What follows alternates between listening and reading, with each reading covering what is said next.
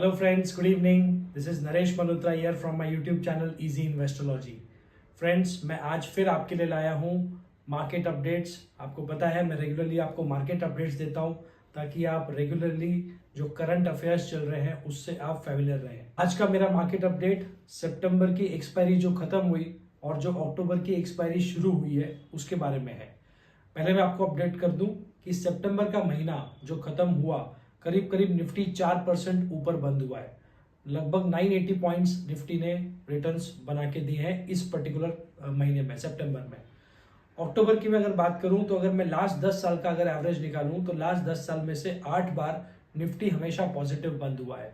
अगर मैं लास्ट 5 साल की बात करूं तो निफ्टी 5 साल में से 4 बार हमेशा पॉजिटिव रहा है। सो चांसेस ये है कि अक्टूबर की सीरीज अच्छी होनी चाहिए। दोस्तों, अगर मैं सितंबर की बात करूं तो सितंबर में काफ़ी सारे इवेंट्स हुए जिन्होंने मार्केट के मोमेंटम को और बढ़ाया। पहले तो हमारे यहाँ पे गणपति जी आए। गणपति जी का हमेशा टाइम ऐसा देखा गया है कि जब जब गणपति जी आते हैं उस महीने में, उस 10 दिन में मार्केट हमेशा पॉजिटिव रहते हैं। तो इस बार भी हमने देखा कि करीब 2 से 2.5% निफ्टी ने आपको पॉजिटिव रिटर्न दिया उस गणपति के फेस में, वो 10-11 दिनों में। उसके बाद में 18 तारीख को यूएस के फेड के नंबर्स आए थे और फेड के नंबर्स में हमने देखा 0.5% यानी कि 50 बिप्स का रेट कट हुआ। रेट कट होने के बाद में यूएस मार्केट्स और इंडियन मार्केट्स दोनों ने एक लंबी छलांग लगाई। सो सितंबर के महीने में हम 4% पॉजिटिव बंद हुए हैं। अब आते हैं अक्टूबर की सीरीज पे। अक्टूबर की सीरीज मुझे क्यों लगती है कि ये पॉजिटिव रहेगी, इसके 2-3 फैक्ट्स एंड फिगर्स मैं आपको बताना चाहूंगा।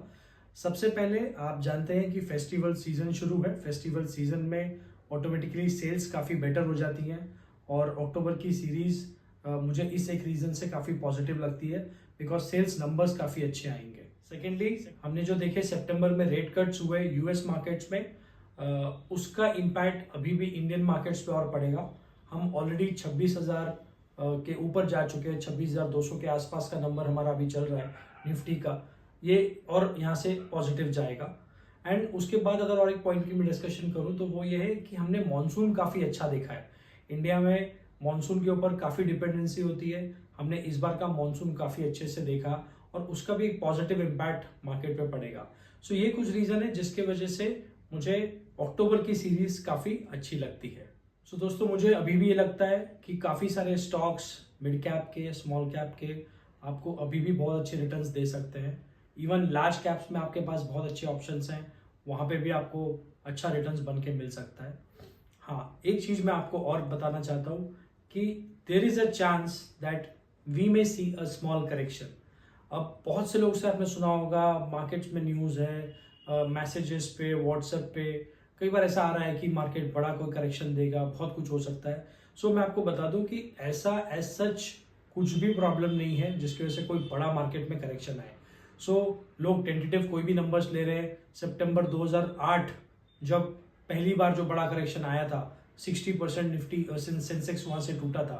सो उसको देखकर वो 2008 की चीज को वो अभी जोड़ रहे हैं 2024 के रेट कट से। बट मैं आपको बता दूं कि ऐसा कुछ भी नहीं होने वाला, कोई ऐसा बड़ा करेक्शन नहीं आ रहा। एटलीस्ट कम से कम ऐसा कोई रीजन तो नहीं दिखता।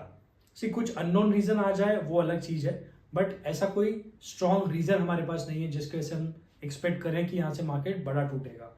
मैं आपको फिर भी एक चीज बताना चाहूंगा कि अगर करेक्शन आता है तो उसका रीजन क्या हो सकता है। सो आप लोग को पता है कि अभी रिजल्ट सीजन शुरू हो जाएगा फिर से, जुलाई, अगस्त, सितंबर। सो ये जो क्वार्टर खत्म होगा इसके रिजल्ट्स इमीडिएटली अक्टूबर से आना शुरू हो जाएंगे। अब अगर मैं लास्ट क्वार्टर की बात करता हूं तो बहुत अच्छे रिजल्ट्स नहीं आए थे। अगर उस तरह का कुछ इस बार भी कंटिन्यू होता है, अक्टूबर में जैसे रिजल्ट्स आते हैं और रिजल्ट्स उतने बहुत ज़्यादा अच्छे या बहुत ज़्यादा प्रॉमिसिंग नहीं दिखते, तो उसका इम्पैक्ट थोड़ा सा नेगेटिव पड़ सकता है। सेकेंडली, अगर मैं चाइना की बात करूं, जब वैल्यूएशंस की बात की जाती है तो अगर मैं चाइना की बात करता हूं, चाइना की वैल्यूएशंस कंपैरेटिवली बहुत सस्ती है बिकॉज लास्ट 3 साल में, 4 साल में वहां पे कुछ नहीं हुआ है और उसी समय उस 4 साल में इंडिया में बहुत कुछ हो चुका है। सो हमारे वैल्यूएशंस ऑफकोर्स काफी हाई हैं, लेकिन चाइना के वैल्यूएशंस बहुत सस्ते हैं और इस चीज को इग्नोर नहीं किया जा सकता बिकॉज चाइना आज भी बहुत बड़ा मैन्युफैक्चर यूनिट है पूरे वर्ल्ड के लिए। तो ऐसे समय पे अगर कुछ एफआईआई उनको लगता है कि अगर चाइना बहुत सस्ते में मिल रहा है, तो कुछ पोर्शन यहाँ से विड्रॉ करके वो चाइना में जा सकते हैं। तो ये एक और रीजन है जिसकी वजह से शायद हम करेक्शन देख सकते हैं मार्केट में। But believe me, it will be a very short term correction. अगर आता है तो शायद हो सकता है 5% 7% निफ्टी करेक्ट होगा।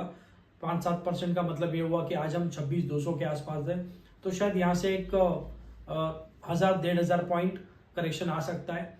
वैसे मेरा स्ट्रॉन्ग सपोर्ट जो है 24,700 पे है, तो वो ब्रीच होना मुश्किल लगता है। बट फिर भी अगर करेक्शन आता है तो 5-7% का आ सकता है, बट वो उतना ही जल्दी रिकवरी आएगी, बिकॉज हमारे डोमेस्टिक इन्वेस्टर्स काफी स्ट्रांगली खड़े हैं। हर महीने की जो SIP जाती है, जो आप और मैं करते हैं, वो करीब करीब 24,000 करोड़ की हो चुकी है। ये महीने का फिगर है, तो 24,000 करोड़ रुपया हर महीने by default retail investors invest कर रहे हैं through mutual funds in the equity markets.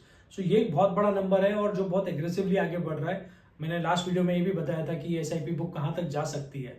So ये रीजंस की वजह से हमारा बड़ा करेक्शन नहीं दिखता, छोटा मोटा करेक्शन आएगा, लेकिन बहुत जल्दी रिकवरी आएगी। सो कोई अगर मुझे पूछे कि पैसा अभी निकाल लेना चाहिए मार्केट से, प्रॉफिट बुक करना चाहिए, तो मेरा जवाब है ना, कि इस तरह का कुछ भी नहीं करना चाहिए।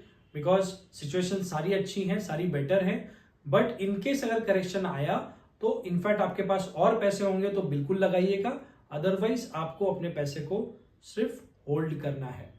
सो 2-4 दिन, 8 दिन, 10 दिन का करेक्शन हो सकता है, उसके बाद में फिर वापस तेजी आएगी। So that is all from my side.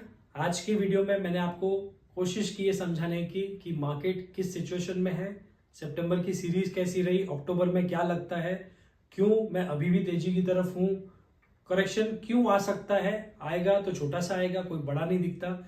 So long term के हिसाब से मार्केट बहुत अच्छे हैं। मिड कैप स्मॉल कैप्स में अभी भी पैसा बनेगा। टेक्नोलॉजी एक अच्छी थीम है जहां पे मुझे लगता है पैसा बहुत अच्छा बनेगा।